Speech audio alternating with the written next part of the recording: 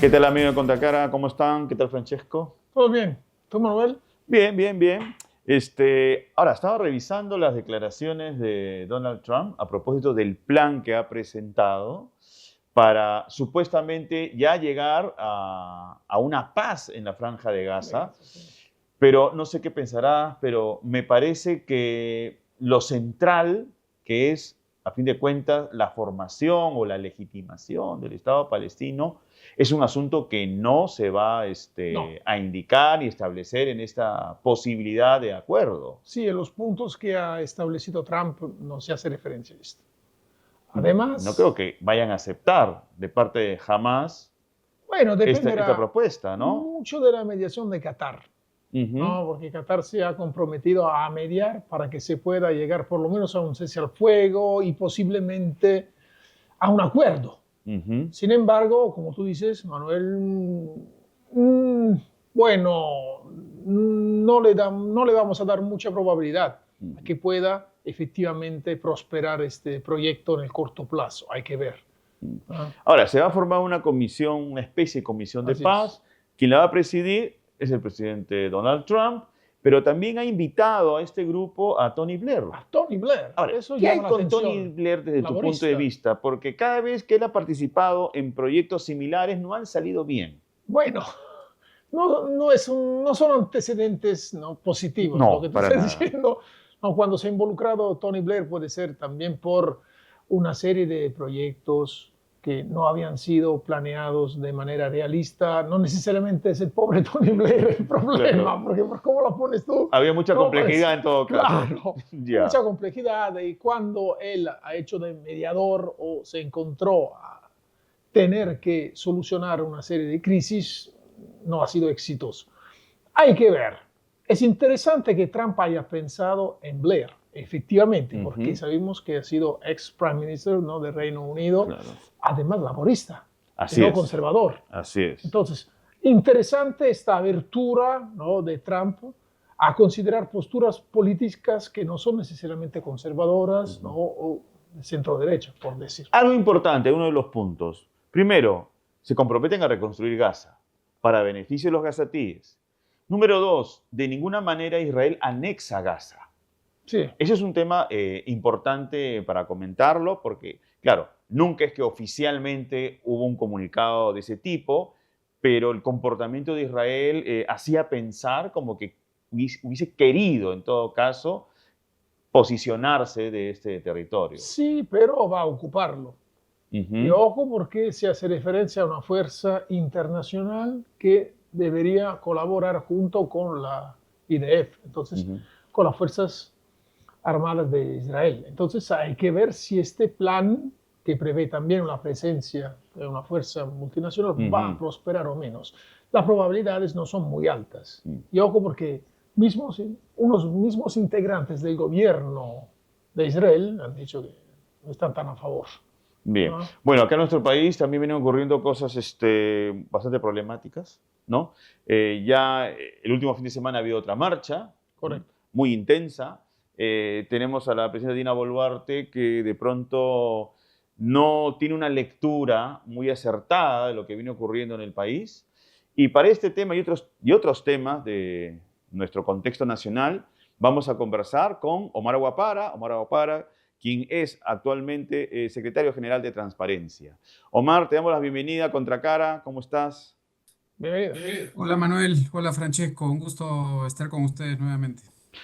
Omar, ¿tú cómo analizas estas nuevas manifestaciones, en este caso, promovidas, gestionadas, lideradas por lo que llaman muchas veces los medios la generación Z, y que tiene una serie de demandas, ¿no? Del tema de las AFPs, el tema de las extorsiones, ahora también se han plegado los transportistas.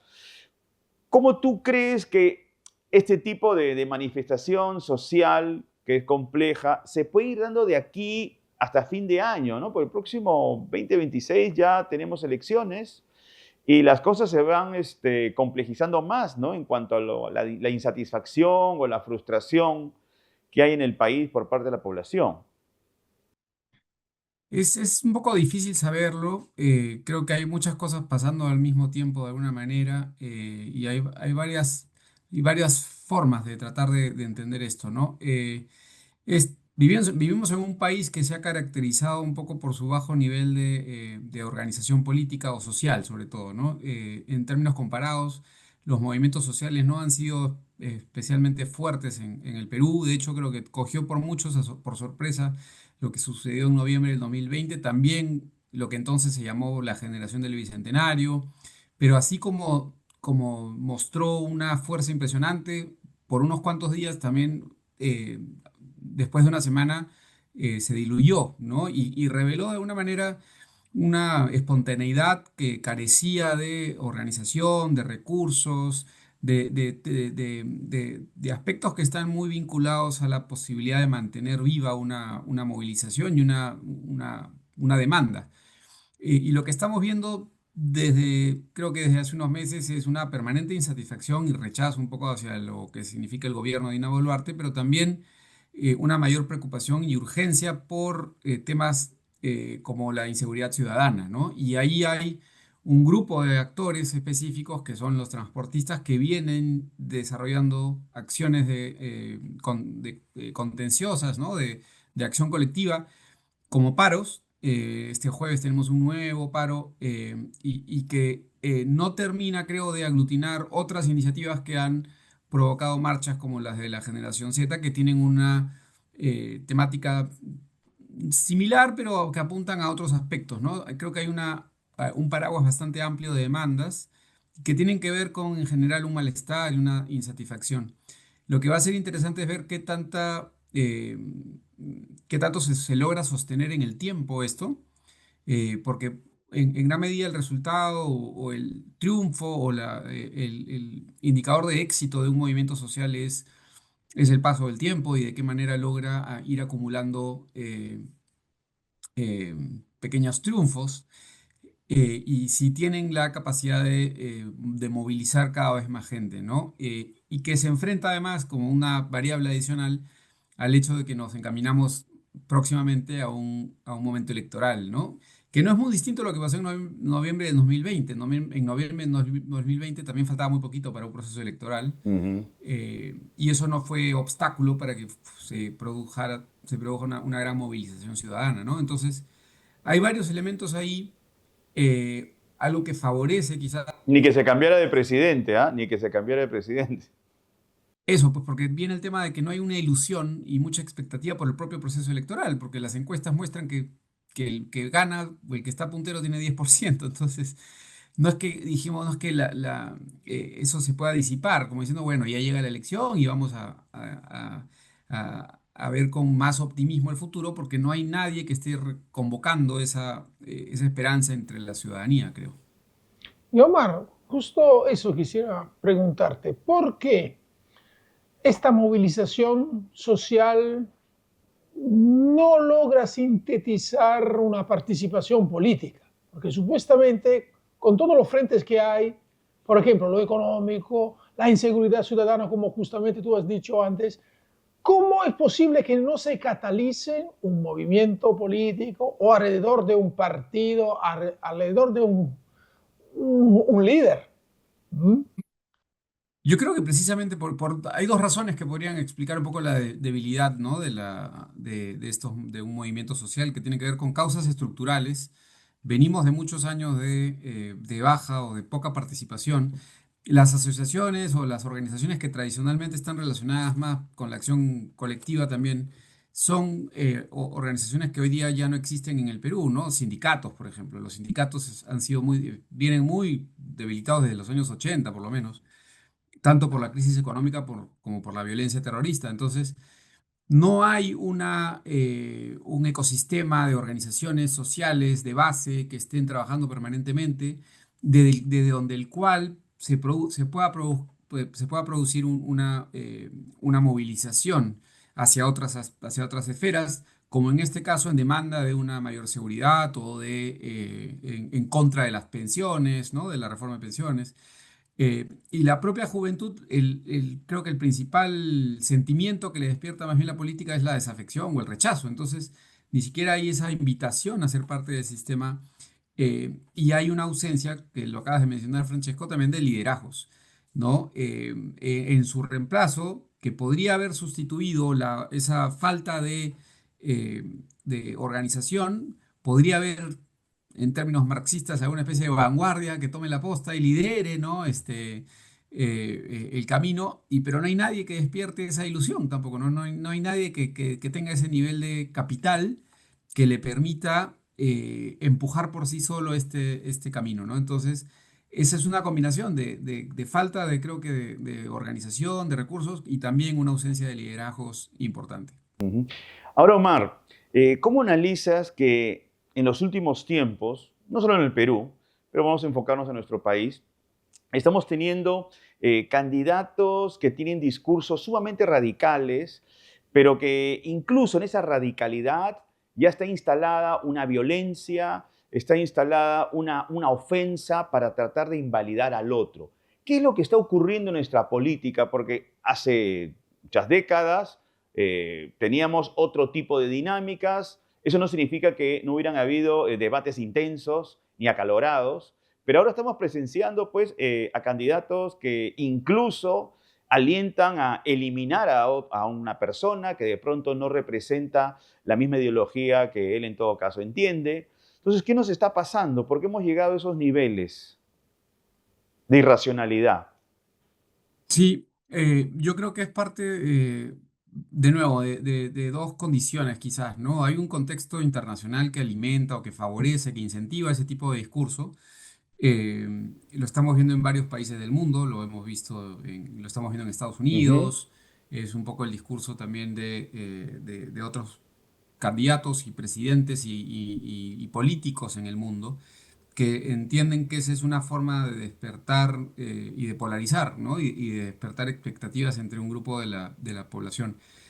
Eso es fácil de imitar, es atractivo, porque además en un escenario de fragmentación y donde se van diluyendo grandes categorías, donde hay una gran fragmentación del voto, ya no necesitas apelar con un discurso moderado a un 40 o un 50% de la ciudadanía, sino que te alcanza con 10 o 15 Ujú.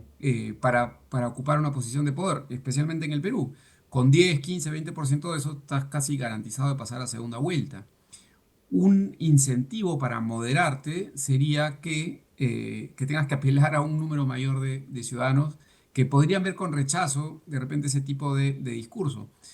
Pero es atractivo de nuevo para un 10, 15% en que está en los extremos, que está presente de todos lados, Ujú. escuchar a una persona que inflama un poco y hace uso de un discurso que lamentablemente promueve y hace uso de una retórica violenta, de odio, que es fácilmente trasladable a el campo físico, ¿no? Allá a la violencia propiamente cotidiana, del día a día, que puede derivar en lo que hemos visto en Ecuador, en Colombia, en Estados Unidos, donde ya eso se traduce en asesinatos, ¿no?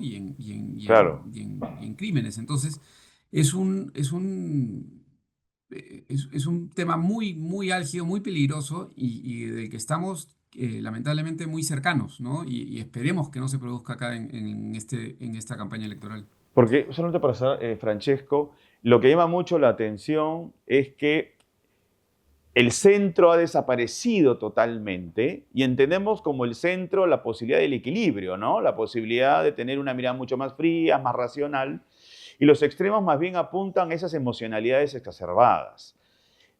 Esta repregunta para ti, Omar, ¿qué tipo de imaginario tienen estos sectores que emocionalmente pueden conectar con estos discursos, que son totalmente irracionales?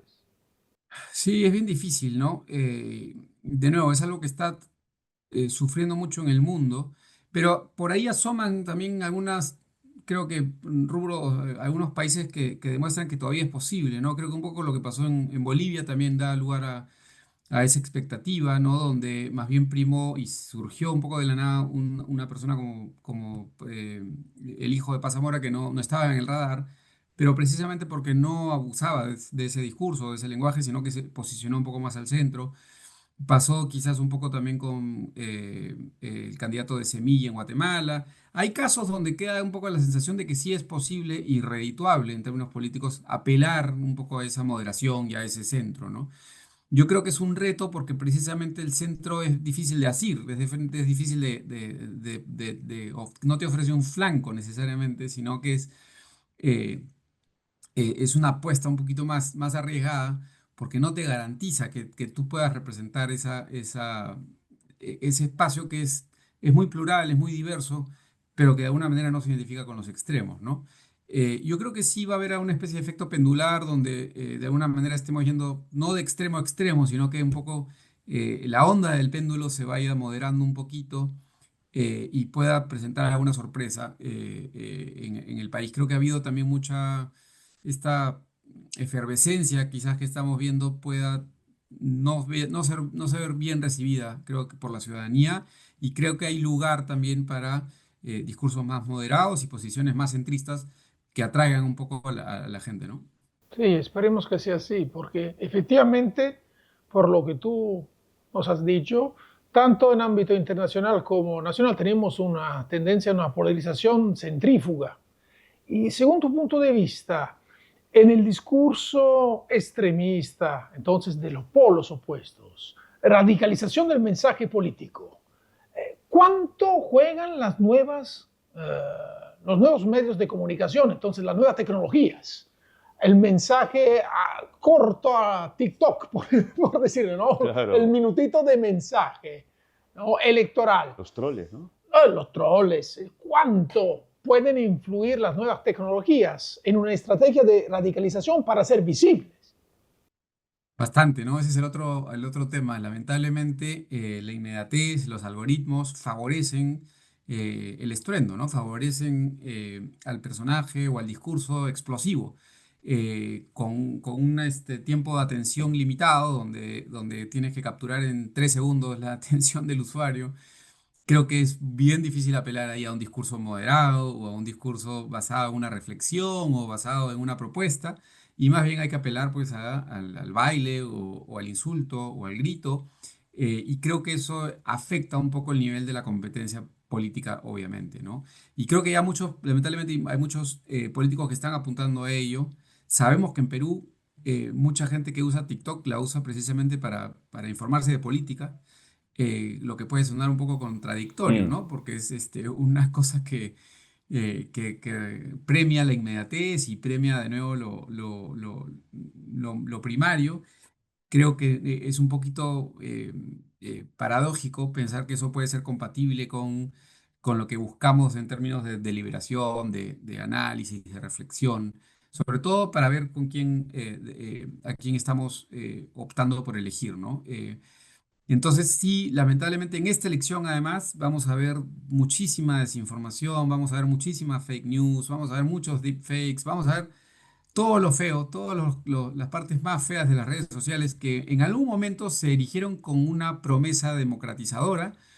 Me acuerdo cuando se dio la primavera árabe, por ejemplo, en el 2010, ¿no? La expectativa de que las redes sociales estaban permitiendo que la gente comparta y se reúna en la Plaza Tahrir, en el Cairo, eh, y pueda derribar autoritarismos de 30 años que parecían incapaces de caer, ¿no? Ah, como Y lo de eso Hosni Mubarak, rápidamente, ¿no? esa expectativa, ese optimismo se vino abajo también rápidamente, lamentablemente, porque tomaron mucha fuerza otros vectores dentro de estas herramientas, ¿no? Y creo que hoy estamos enfrentando un poco eso, donde además se están relajando mucho los estándares y las verificaciones hay mayor lugar para la tergiversación y para la desinformación, ¿no? Y Mm. ahorita con la inteligencia artificial peor, Bueno, va a porque haber se pueden muchos fakes, generar, ¿no? sí, se pueden generar muchísimos videos y también audios, Audios, exacto. sí, manipulados que son falsos, pero parecen efectivamente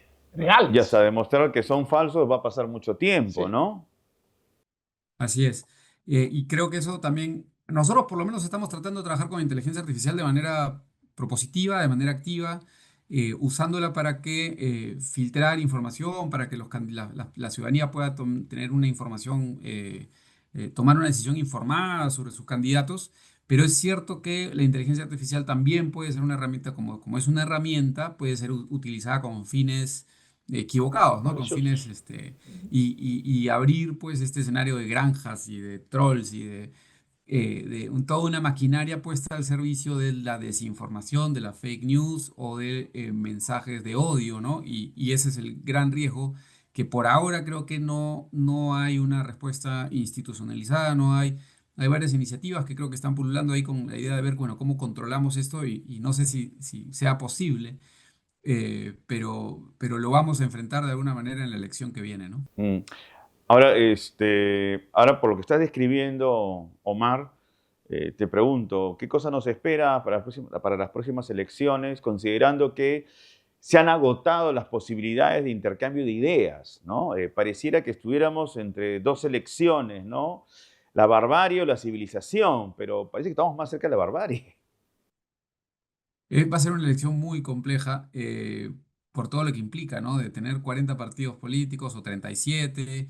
Esperemos que algunos no prosperen. Nosotros estuvimos promoviendo mucho las alianzas, no tuvimos tanto éxito. Algunas se produjeron para tratar de reducir ese nivel de oferta política. Y además con una elección también en términos de varias elecciones que tenemos que marcar, ¿no? Volvemos a tener Congreso bicameral.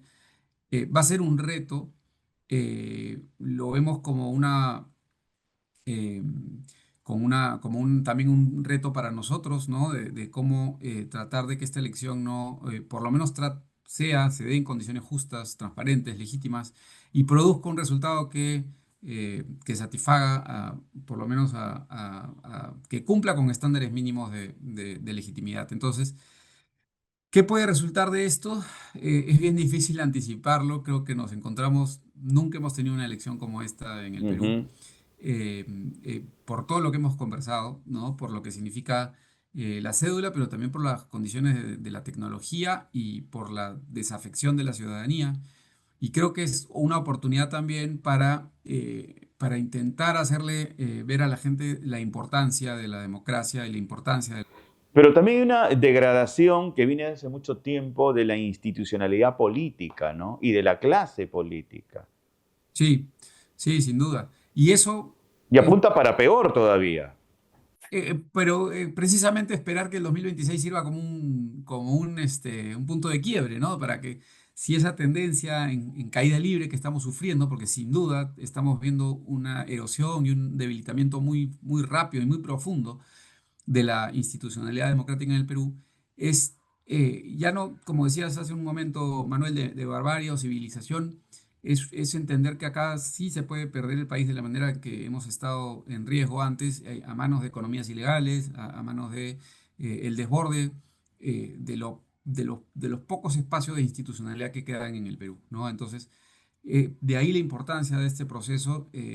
Creo que hemos tenido una democracia fallida, una democracia muy débil, pero hemos tenido procesos electorales. Dentro de todas las crisis políticas que hemos tenido, hemos encontrado siempre una especie de salida institucional a nuestros problemas en los últimos 10, 5 años.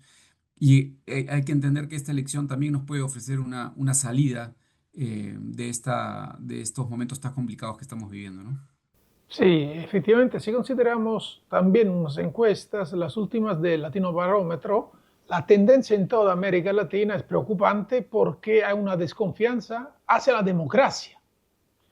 Y eso marca, honestamente, no, Mucha vamos a incertidumbre, ver, ¿no? Mucha incertidumbre. incertidumbre y también, no solo incertidumbre, una serie de riesgos que se pueden, ¿no? O sea, como efectivamente dice Omar, de presentar. pronto, esperemos que no ocurra, convertirnos en un Estado fallido. Bueno, estado fallido ya es un concepto bastante duro, fuerte, pero estado frágil sí, ya lo somos. Mm. Estado fallido debe implosionar por completo, el Estado no debe brindar ningún tipo de servicio y tampoco garantizar la seguridad de los Bueno, ciudadanos. con la seguridad no estamos muy bien Bueno, en este momento, ¿no? no, Sobre todo pero cuando sale un ministro a decir que no hay plata para poder protegernos. por supuesto, pero por suerte no somos como Haití o Somalia. Ojo, Sí, claro.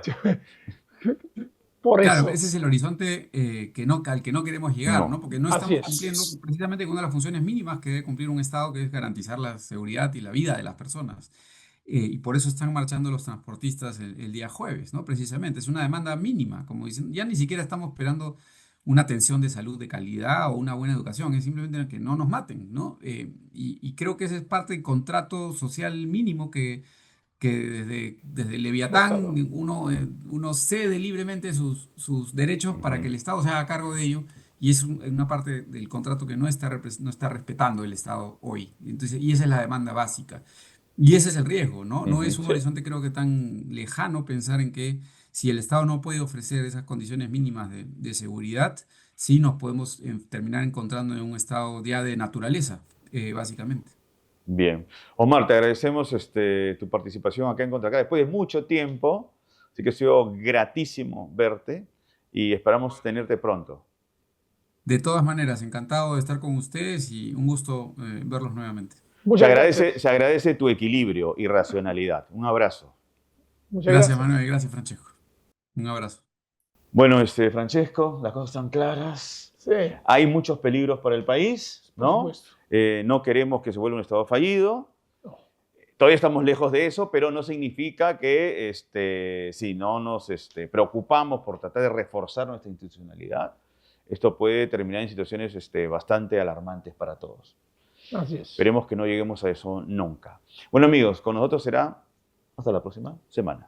Gracias. Hasta luego.